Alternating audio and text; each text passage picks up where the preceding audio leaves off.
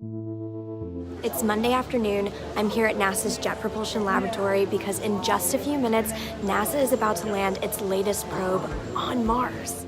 All stations and systems, we can confirm we are entry minus 20 minutes. Its name is InSight, and it'll be the first lander to study the interior of Mars.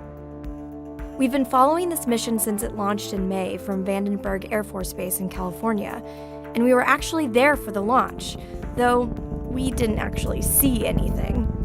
Well, there's a rocket in there somewhere. The launch was a success, and now more than 6 months later, we're here to see the next phase of InSight's mission begin. But first, the probe has to get to the surface in one piece, and landing on Mars is an incredibly intense feat, a process that has claimed the lives of numerous robots over the last 50 years.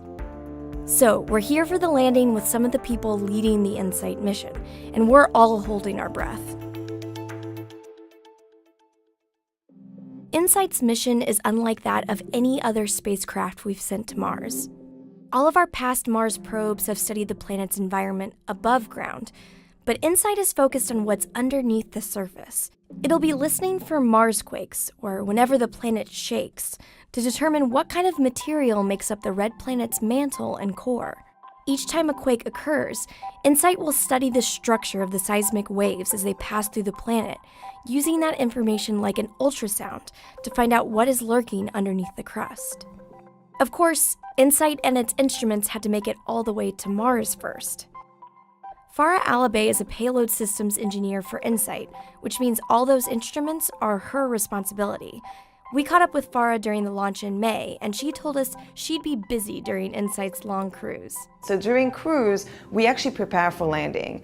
So we'll do those instrument checkouts, we'll make sure that everything's healthy, but we also do things like dress rehearsals for landing and for landed days, because the first time that you're doing a deployment, the first time that you're taking a picture, you don't want that to be the first time that you've built that command and sent it. So we actually do like full-on, like week-long dress rehearsals, and then there's something called, we sometimes have gremlins as part of the team that will inject errors.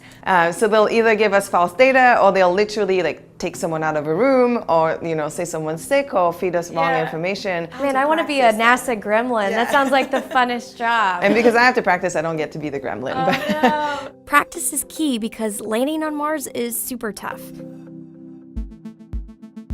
The planet has enough atmosphere to heat the spacecraft up during its descent to the ground, but not enough to slow it down fully with parachutes alone.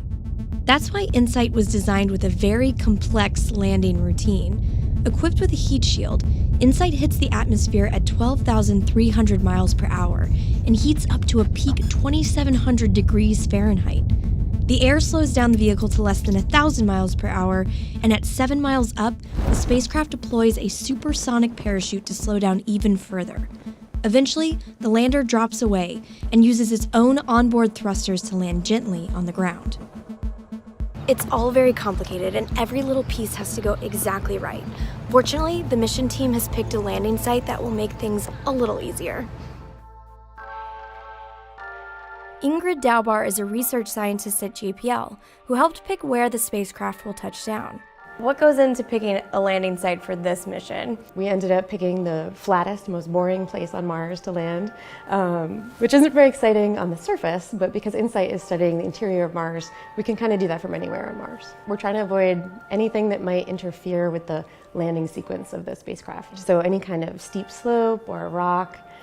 If the lander happened to settle, for example, like in a crater with steep walls, it might end up tilted on its side. That might mean that it might have trouble deploying the solar arrays. For example, if it was really tilted, the solar arrays would kind of hit the ground, so that would be bad. You also have picked a mini landing spot, not for InSight, but for its instruments. So explain how that works. So once InSight lands, then we actually deploy the instruments onto the surface of Mars.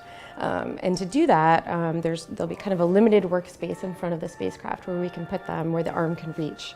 The seismometer is so sensitive that it needs to be deployed as far away from the other machinery as possible. Farah saw why when she tested the instrument in Colorado.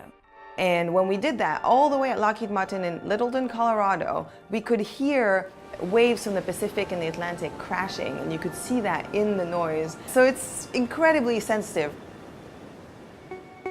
With all that prep in place, it's almost time for landing, but we won't actually get to see it happen live. There aren't any cameras on Mars, and one light signal takes 8 minutes to reach here on Earth.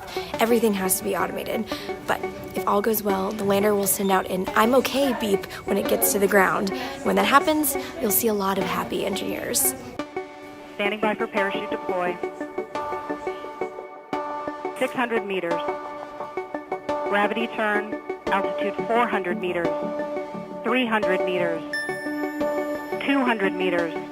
50 meters, constant velocity. 17 meters, standing by for touchdown. Touchdown confirmed.